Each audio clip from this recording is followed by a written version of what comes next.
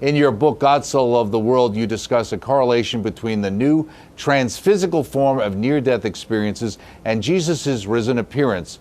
Could you please elaborate on this? And you were kind of talking about that with the Shroud of Turin, right? Yeah, I would just say, there are a couple of, different things. The first thing, of course, is Jesus has a glorified transphysical form. The persons in near-death experiences, they're not glorified yet. But they do have a transphysical form, so there is actually a difference. But the fact is, N.T. Wright did a study of, what's called Second Temple Judaism, and the Second Temple is, lasted from about 500 B.C. To just after the time of Jesus, and during that time, a series of kind of doctrines sort of informally developed. And one of those doctrines was the fact that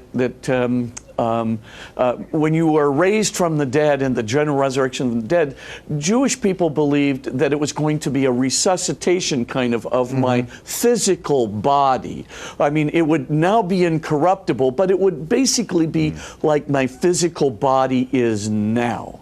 Now, of course, the Christians who didn't want to deviate at all from, Second Temple Judaism, the Christians themselves deviated completely from that Second Temple Judaism doctrine, and they started claiming, no, our bodies are going to be a pneumatikon soma, right? It's going to be a spiritual body. So, and Paul uses that specific word, and of course, because our bodies are going to be like the body of the risen Jesus.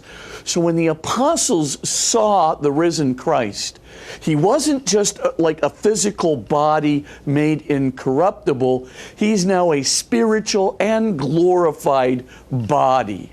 But what Paul goes on to say is we're going to be like him. So we're going to have this spiritual body. We're not going to be subject to physical laws.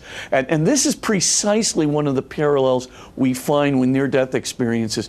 People who are in that spiritual form after they've left their body, honestly, they can go right up to the roof. They can go to the 14th floor of the hospital and go up to the roof. They can pass right through walls of the hospital, walls to the waiting room. Remember what I said, don't speak badly of the dead. So the key thing is, of course, when you're in that state, you are not subject to the laws of physics, even when you are still in the world. Right. Now that is clearly a correlation with Jesus, but of course there are other things where we don't correlate, and that other thing is that Jesus was glorified. He was beautiful. He was, when he appeared, it was like, people thought they were seeing God, right? I mean, they bowed down and worshiped, right, in Matthew's gospel. And of course that word is only used of God, right? The devil asks